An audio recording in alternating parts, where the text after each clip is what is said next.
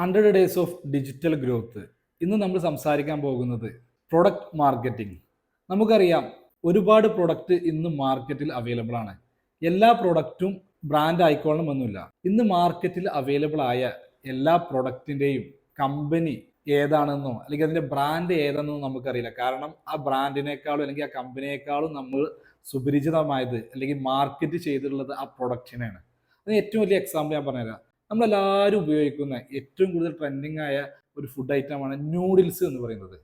Maggi noodles. Maggi noodles അറിയാത്തതായി ആരും ഉണ്ടാവില്ല. എന്നാൽ ഈ മാഗി നൂഡിൽസ് ഏത് കമ്പനിയുടേതാണെന്ന് നിങ്ങൾക്ക് അറിയാമോ? സ്വിസ് എന്ന് പറയുന്ന ഒരു കമ്പനി സ്റ്റാർട്ട് ചെയ്തതാണ് മാഗി നൂഡിൽസ്. പിന്നെ അത് നെസ്ലെ അക്യൂർ ചെയ്തു. നെസ്ലയുടെ പ്രൊഡക്റ്റ് ആണോ അല്ലെങ്കിൽ സ്വിസിന്റെ പ്രൊഡക്റ്റ് ആണോ എന്ന് നമുക്ക് ആർക്കും അറിയില്ല. പക്ഷെ മാഗി എന്ന് പറയുന്ന നൂഡിൽസിനെ എല്ലാവർക്കും അറിയാം. അപ്പൊ അവിടെ അവർ ചെയ്തത് എന്ന് പറയുന്നത് ആ പ്രൊഡക്റ്റിനെയാണ് മാർക്കറ്റ് ചെയ്തിട്ടുള്ളത്. അപ്പൊ നമ്മൾ പറയുന്നത്, നിങ്ങളുടെ പ്രൊഡക്റ്റിനെയാണ് നിങ്ങൾ മാർക്കറ്റ് ചെയ്യാൻ ഉദ്ദേശിക്കുന്നതെങ്കിൽ ഇതേ രൂപത്തിൽ മാഗി രൂപത്തിൽ നിങ്ങളെ പ്രൊഡക്റ്റിനെ നിങ്ങൾക്ക് മാർക്കറ്റ് ചെയ്തെടുക്കാം.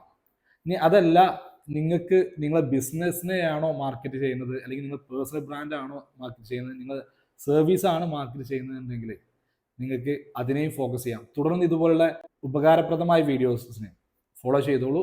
നമുക്ക് ഒരുമിച്ച് ഗ്രോത്ത് ചെയ്യാം.